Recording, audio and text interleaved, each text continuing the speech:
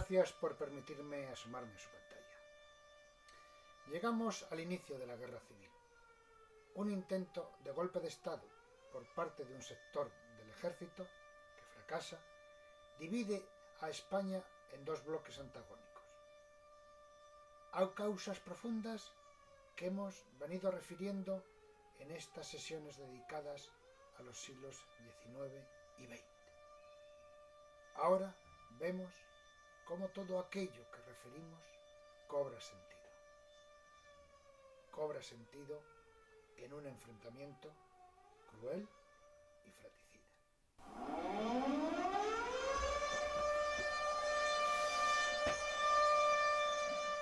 Los hechos. El 17 de julio de 1936 se inició una sublevación contra el gobierno de la República de los militares del África española. Fue perpetrado por Emilio Mola, José Sanjurjo, Francisco Franco, Miguel Cabanellas, Gonzalo Caipo de Llano, Joaquín Fanjul y Manuel Godet. Para el 18 de julio, los sublevados habían logrado controlar solo parte del territorio, lo que dividió al país en dos zonas. Los sublevados controlaban la España rural, León, Castilla la Vieja, parte de Cáceres y Aragón, Galicia, Navarra, Álava, el Protectorado de Marruecos, las Islas Baleares excepto Menorca, las Islas Canarias excepto La Palma. También controlaban las ciudades de Sevilla, Córdoba, Cádiz y Granada. El gobierno de la República controlaba los grandes centros urbanos del país, como Madrid, Barcelona, Valencia, Bilbao, Málaga y Murcia, junto al resto del territorio. El intento de golpe perpetrado entre el 17 y el 18 de julio de 1936, al fracasar, fue el detonante de la Guerra Civil Española. Al no vencer en todo el territorio, desató el conflicto armado por el control de España, que duraría casi 3 años. Como pueden imaginar, un conflicto tan dilatado supone que en ambas partes había raíces profundas para atraer a sectores muy numerosos de la población para una y otra parte. Y eso es lo que vamos a ver a continuación. 150 años de apasionadas luchas. Así titula un capítulo Hugh Thomas, historiador británico, director del Centro de Estudios Políticos de Londres y premio Somerset Maugham de 1962 por su obra La Guerra Civil Española. Obra clave para entender el conflicto, que estuvo prohibida en la España de Franco y que en la portada que ven reproducida fue editada por Rodi Ibérico, la editorial en París que se dedicaba a publicar todo aquello que estaba prohibido en España. En la página 138, Thomas hace un retrato de lo que podrían ser esos antecedentes de la Guerra Civil de la siguiente manera. Textualmente, señala: el verano de 1936 contempló la culminación de 150 años de apasionadas luchas en España. 1808, 1834, 1868, 1898, 1909, 1917, 1923, 1931, 1932, 1934 y febrero de 1936. Todas ellas fueron fechas decisivas, cada vez más aproximadas, en la iniciación de la tragedia española. Recordemos cómo en 1808 se derrumbó para siempre la vieja monarquía y cómo desde 1834 se libró una verdadera guerra de 5 años con motivo de la Constitución Liberal. Recordemos que en el 1868 el ejército expulsó a una monarquía corrompida y la nación se lanzó a una guerra que era a la vez religiosa y regional mientras el representante de Bakunin fundaba las primeras organizaciones obreras. En 1898, como consecuencia de la guerra hispano-norteamericana, un ejército excesivamente numeroso hubo de volver de las antiguas colonias para encontrarse en España con una frustración inactiva, rodeado de innumerables recuerdos de glorias pasadas, y en la misma fecha un grupo de valerosos jóvenes de clase media soñaban con echar los cimientos del renacimiento intelectual y económico de su práctica, poniendo un candado al sepulcro del Cid. En 1909, los odios de clase exacerbados por el nacionalismo catalán dieron lugar en Barcelona a una semana de sangrientos desenfrenos que se dirigieron especialmente contra la Iglesia.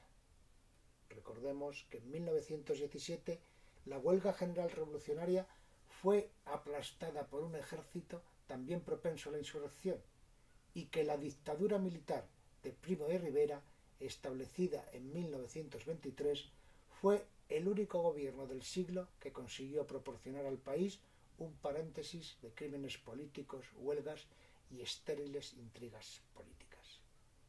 Consideremos cómo los liberales, cuyas protestas habían conseguido la expulsión del dictador en 1930 y del rey en 1931, fueron incapaces de crear unos hábitos democráticos lo suficientemente poderosos para satisfacer las aspiraciones, tanto de las clases obreras como de las antiguas clases gobernantes, y cómo irritaron mortalmente a estas últimas, sin llegar a ser lo bastante fuertes para imponer la realización de sus reformas.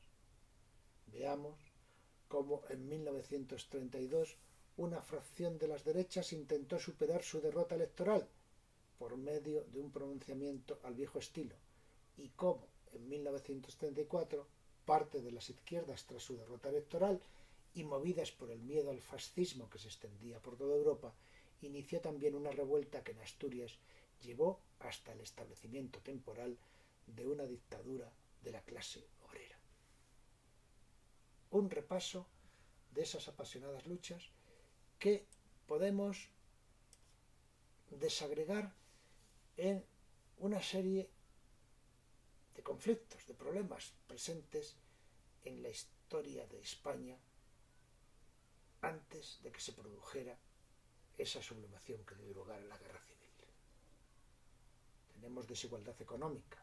España sufría una profunda desigualdad socioeconómica reflejada en el alto índice de desempleo y las numerosas huelgas obreras. Había una expansión de la izquierda. Ante las frustraciones del pueblo, sectores obreros y campesinos se adhirieron a la agenda revolucionaria de la izquierda en sus diferentes vertientes. Recuerden, anarcosindicalistas y ugetistas, unas moderadas y otras más radicales. Expansión del fascismo. Los conservadores temían la instauración de un régimen comunista, al estilo bolchevique. En consecuencia, muchos se resistieron y se afirmaron en el nacionalismo fascista que por entonces crecía en Europa. Oscilaciones de la reforma agraria. Latifundios y jornaleros eran un problema endémico en España. Los gobiernos del bienio progresista promovieron una reforma agraria, cuyos términos despertaron los temores de los sectores afectados y dejó insatisfechos a sus beneficiarios por la lentitud de su desarrollo. Sufrió una marcha atrás en el bienio negro y fue nuevamente reactivada con el gobierno de Frente Popular. Anticlericalismo. El alineamiento tradicional de la Iglesia con las fuerzas conservadoras le había granjeado el rechazo de liberales progresistas y de campesinos y obreros organizados. Los intentos de restar protagonismo a la Iglesia, sobre todo en la enseñanza, y el rechazo numantino de ésta derivaron en enfrentamientos, quemas de iglesias y asesinatos. Violencia sociopolítica, que vimos hace poco. Atentados contra opositores políticos y, sobre todo, golpes de Estado contra los resultados electorales, como nos comentaba Tomás. En 1932, Sanjurjo contra progresistas. En 1934, Revolución de Asturias contra conservadores. Y en 1936, militares contra gobiernos de Frente Popular. Por último, autonomismo. Centralistas conservadoras se oponen al desarrollo de los estatutos de autonomía catalán, vasco y proyecto gallego que habían quedado recogidos en la Constitución de 1931. Los graves desequilibrios que dieron lugar a la sublevación militar y consiguientemente a la guerra civil han sido magistralmente sintetizados por el que ya les he comentado en más de una ocasión, es nuestro historiador de referencia, Pierre Vilar. Historiador francés, experto sobre todo en historiografía catalana desde la segunda mitad del siglo XX, tras la muerte de Jaume Vicent Vives.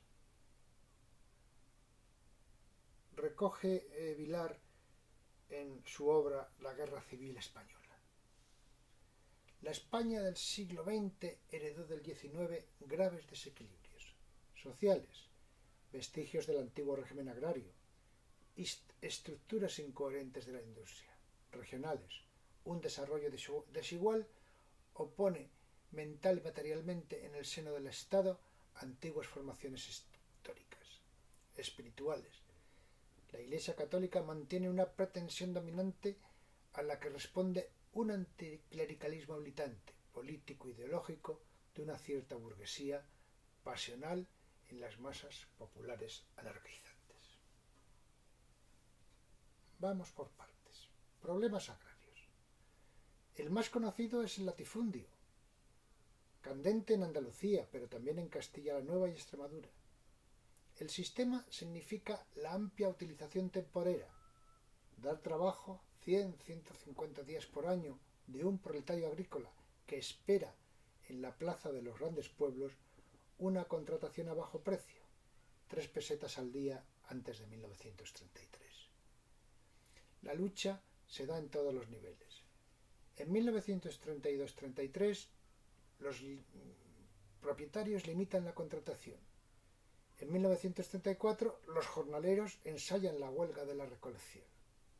De 700.000 parados, 400.000 son asalariados agrícolas. ¿Cómo se evitarían choques sangrientos en zonas agrícolas tradicionalmente agitadas por el mito del reparto de tierra? Problemas urbanos, industriales, obreros. A priori, en la España poco industrializada de 1930, el obrero debería tener menos peso que el campesino. Pero los problemas que plantea, más localizados, son a veces también más candentes. En primer lugar, España tiene grandes ciudades. Madrid y Barcelona alcanzan los 2 millones de habitantes. Valencia, Sevilla, Zaragoza, Málaga pasan de los 100.000. Mientras que el conjunto español no tiene más de un 25% de población industrial en su población activa, Cataluña tiene un 45%. Un proletariado tan agrupado piensa y se organiza. Alrededor de Bilbao y Asturias la ideología es socialista, con la UGT, Unión General de Trabajadores, como expresión sindical. En Cataluña hay una poderosa central anarcosindicalista, la Confederación Nacional del Trabajo. Su peso es incontestable. En 1919 contaba en Cataluña con 300.000 afiliados. Se le atribuirá 1,5 millones durante la República. Desequilibrios regionales, nacionalismos periféricos. Se comprendería mal la guerra de España en sus orígenes y en su desarrollo si se ignorase el vigor de los sentimientos de grupo convertidos en nacionalismos que animan la periferia de la península a antiguas formaciones históricas. Una sola, Portugal, tiene el estatuto de nación-estado. Sin embargo, otras, distintas por su lengua, su pasado, su estructura social, su nivel de desarrollo, han soportado difícilmente en el siglo XIX el unitarismo español que es dogma en Castilla.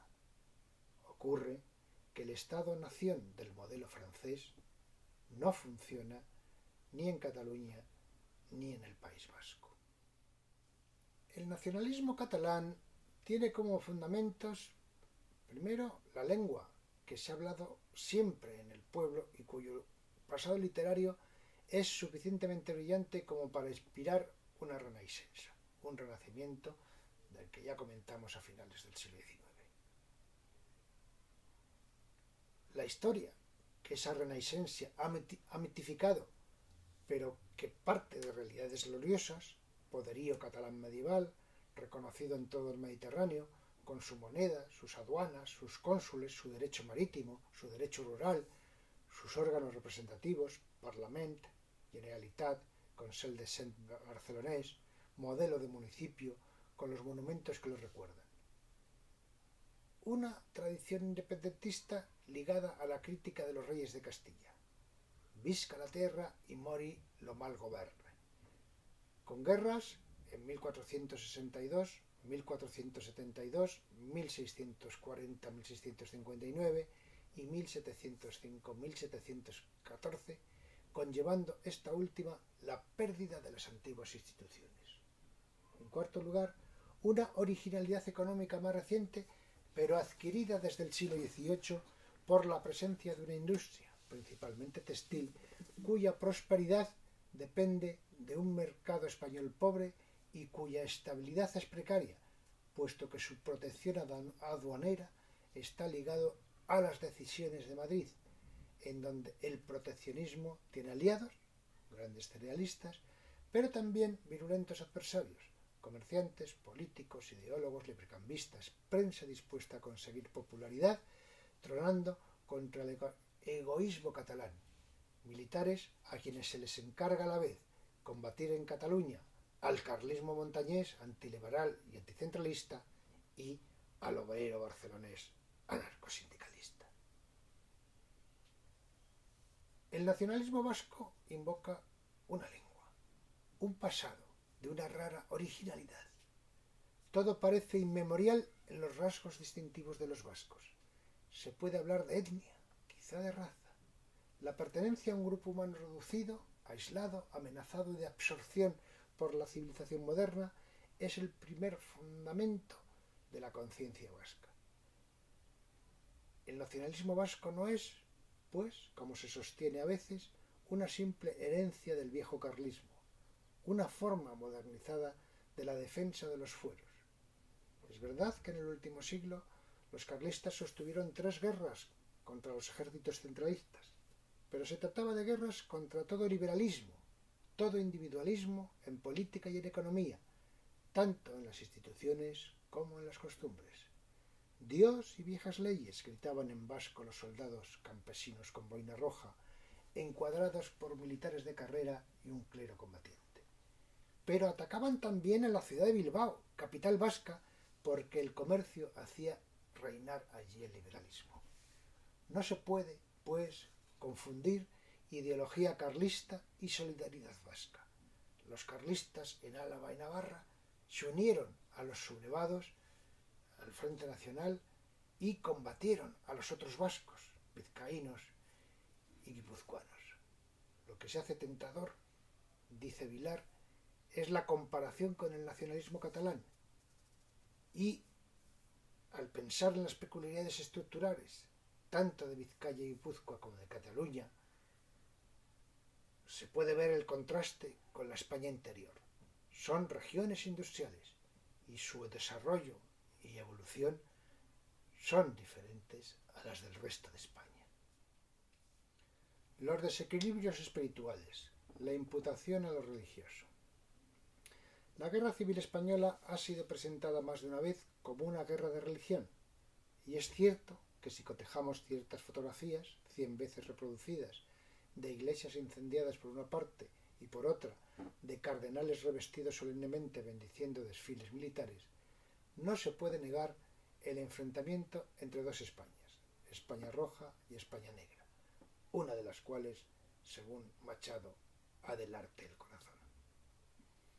Durante la República, la Iglesia había hecho imprudente ostentación de su solidaridad con las clases conservadoras. Para una burguesía media española, ilustrada, heredera del liberalismo de todo un siglo, el peso de la Iglesia y sus alianzas era tenido como responsable del retraso de España con respecto a Europa.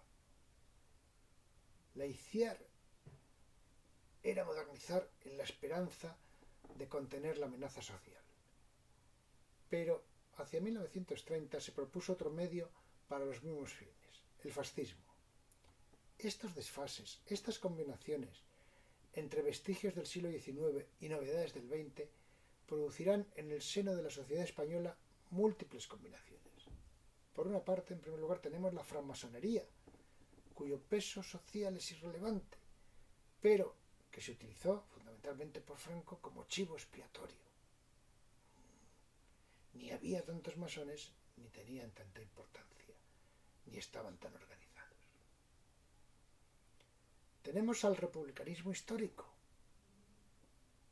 representado en esta etapa por Lasrousse, hombre inmoral donde los haya, que pasó del anticlericalismo de la Semana Trágica de Barcelona de 1909, en el que proponía levantar las faldas a las novicias y ascenderlas a la categoría de madres, a ser aliado de la CEDA, la derecha católica, en 1934, y combatir la Revolución de Asturias.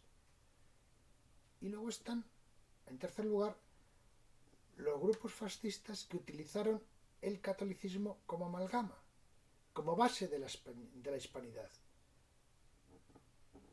referente del rechazo a la reforma luterana, que empleaban la palabra cruzada y tomaban sus símbolos de los reyes católicos que, como se recordará, tampoco consiguieron una unidad de nación en España, sino una unión de reinos, una unión dinástica. Pero eso se obvia y ese catolicismo es utilizado como cemento de un posible nuevo Estado. Finalmente, tradiciones, tentaciones e ilusiones, ejército y revolución. Unamuno decía: el régimen político natural de España es lo arbitrario, atemperado por arriba por el pronunciamiento y por abajo por la anarquía. Es una boutade, una tontería, dice Vilar. Pero si se piensa que en este país, en 122 años, ha conocido 52 intentonas de golpe de Estado militar, se puede comprender que no es injustificado que a este tipo de operación se la conozca en todas partes con un nombre español: el Movimiento de 1936. Ese movimiento de 1936, si bien tiene causas sociales mucho más profundas, como hemos estado tratando de apuntar, ha sido, en verdad, en sus formas iniciales, el más clásico de los pronunciamientos: conspiración generalizada, iniciativa en lugares más alejados y en guarniciones provinciales, con previsión de una marcha sobre Madrid. El pronunciamiento no se concibe sino con ejércitos de cierto tipo. El ejército español se había forjado en las guerras civiles carlistas, 3 en el siglo XIX, y en las guerras coloniales. Tenía más oficiales de los que exigía un contingente normal y más generales de los que justificarían los posibles conflictos. La Guerra Civil Española fue la primera en la que la propaganda tuvo un papel fundamental. Recomendamos para los interesados en el tema un trabajo de Alejandro Pizarroso, La Guerra Civil Española, un hito en la historia de la propaganda, que tiene una reflexión excelente que encontrarán referenciada con su correspondiente enlace en las diapositivas de apoyo.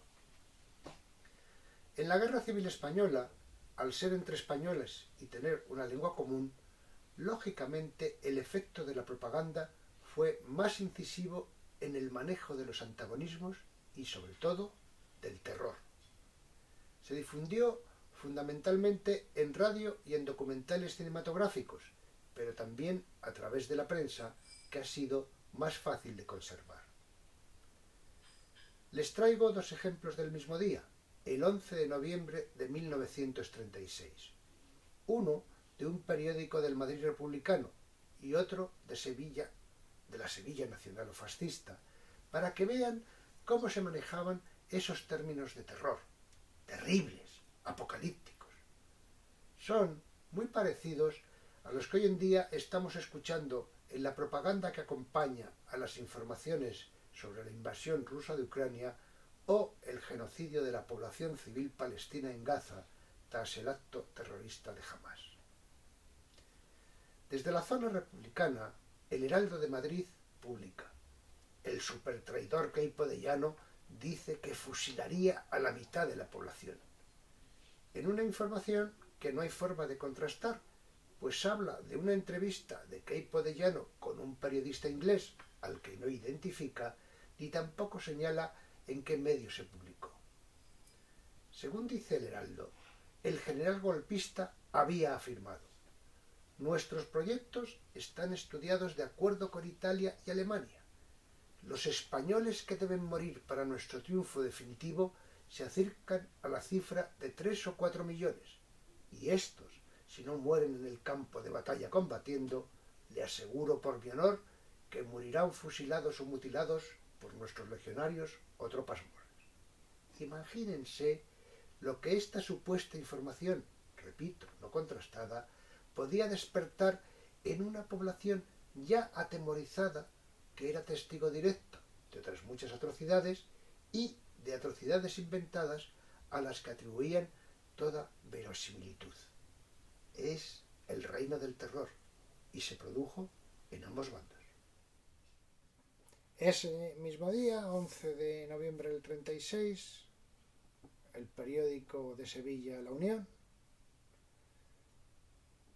refleja también desde el antagonismo y fomentando el temor una noticia supuestamente, lo sabemos por la radio: queda terminantemente prohibida la circulación por las calles de Madrid a todo el que no lleve un permiso especial.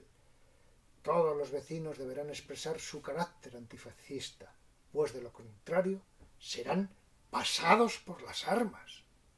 Bueno, otra desmesura. Desmesuras que se prolongaron 3 años y en las que, lógicamente, hubo unos vencedores y unos vencidos con consecuencias muy conocidas.